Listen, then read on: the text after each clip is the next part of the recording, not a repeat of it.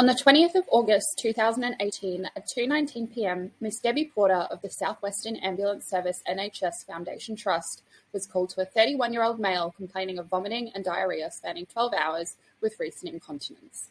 The patient had also been experiencing shakes since 2 a.m, accompanied by feelings of dizziness and syncope.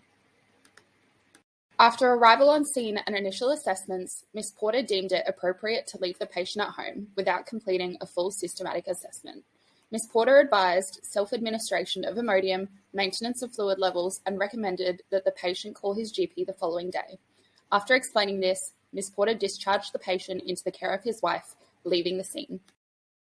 At 4:01 p.m. the same day, the patient's wife called the service again, explaining the patient had begun feeling worse at 3:35 and had collapsed 5 minutes later. On arrival of the second ambulance crew, the patient was found unconscious, apneic, and experiencing cardiac arrest. After commencing emergency resuscitation, sadly, the patient was confirmed dead at 4:21 p.m. This death led to the investigation of Miss Porter and the events of August 20th. Despite this case occurring in the UK, it's important that we examine it under the laws and governing bodies of paramedics in Queensland. The facts of Miss Porter's case raise issues of negligence and professional misconduct. Registered paramedics in Australia work under the Australian Health Practitioner Regulation Agency, which sets out policies and professional standards for registered health practitioners. These policies and standards are guided by the Health Practitioner Regulation National Law, enforced by each state and territory of Australia. In Queensland, these capabilities and codes of conduct are regulated under Section 39 of the Health Practitioner Regulation National Law Queensland, which ensures safety for the public. According to Peter Jakovsky, negligence occurs when the defendant has a duty of care to the plaintiff and the plaintiff suffers damage as a result of a breach of a duty of care. This concept forms part of tort law, and according to the Civil Liability Act 2003, negligence requires 4 main elements to be satisfied to pursue a medical negligence claim. As members of the healthcare service and medical profession, ambulance officers in Queensland have an established duty of care to patients as is defined in Rogers v Whittaker 1992. As a paramedic, Ms. Porter owed the plaintiff a duty of care as per Domain 5 of the APRA professional capabilities. As defined in Schedule 2 of the Civil Liability Act, the scope of an ambulance officer's duty of care is to exercise reasonable care and skill in provision of professional advice and treatment. Breach of duty of care is outlined in Section 9, subsection 1A, B, and C of the Civil Liability Act 2003. This legislation compares the acts and omissions of Ms. Porter against the reasonable person test, which is the standard used to determine a breach of duty.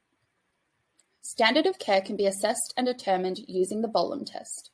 This test was established by Bolam v. Freehan Hospital Management Committee and states that a professional does not breach their duty of care if they acted in a way that was widely accepted by their peer professional opinion at the time.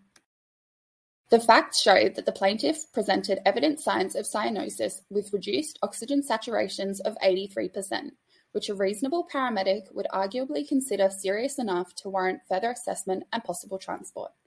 As such, a reasonable paramedic would follow the QAS CPG's APRA professional standards and ethical principles under the Public Sector Ethics Act 1994.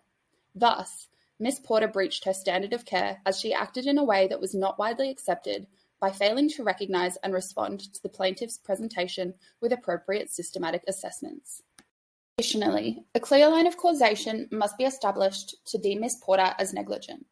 In the case of Ms. Porter, the balance of probabilities is used to determine the extent of liability for the breach of duty of care under Section 12 Civil Liability Act 2003. Ms. Porter breached her duty of care when failing to take precautions against the foreseeable and significant risks as per Section 9 of the Civil Liability Act 2003. This conduct directly increased the plaintiff's risk of morbidity and subsequent mortality. The second crew's arrival to an unconscious apneic patient makes it reasonable to suggest that the plaintiff's death occurred as a result of Ms. Porter's breach on the balance of probabilities. Having established Ms. Porter's negligence in the case, it is also important to examine the role and laws surrounding professional misconduct. Professional misconduct is defined by APRA as shown below. This is supported by the Queensland Health Practitioner Regulation National Law 2009 under Section 5. Ms. Porter failed to systematically assess the patient's presentation and apply problem-solving in conjunction with relevant assessments to draw a provisional diagnosis, ultimately breaching Domains 1, 3, and 5 of the professional capabilities and multiple sections of the APRA Paramedicine Board's Code of Conduct. Moreover, Ms. Porter failed to maintain accurate records, amending the patient's SpO2 value from 83% to 98% without reasonable explanation and falsely entering a second blood pressure that was not completed. This conduct breaches Domain 4 of the professional capabilities and Section 8.4 of the Code of Conduct. Breaches of the Code of Conduct constitute a breach of the ethical values under Section 10 of the Public Sector Ethics Act 1994. The facts of the case demonstrate that Ms. Porter failed to follow the ethical guidelines and created ethical conflict with her autonomy against beneficence and non-maleficence. The concept of fitness to practice hearings exist under the premise of ethical decision-making and paramedic codes of conduct regulated by the Paramedicine Board of Australia. These legislations are in place to ensure patient safety through regulation of a paramedic's fitness to practice, functioning under the ethical principles of utilitarianism. By failing to accurately follow the QASCPG, Code of Conduct, and professional standards, Ms. Porter demonstrated unsatisfactory performance that is below the expected standard.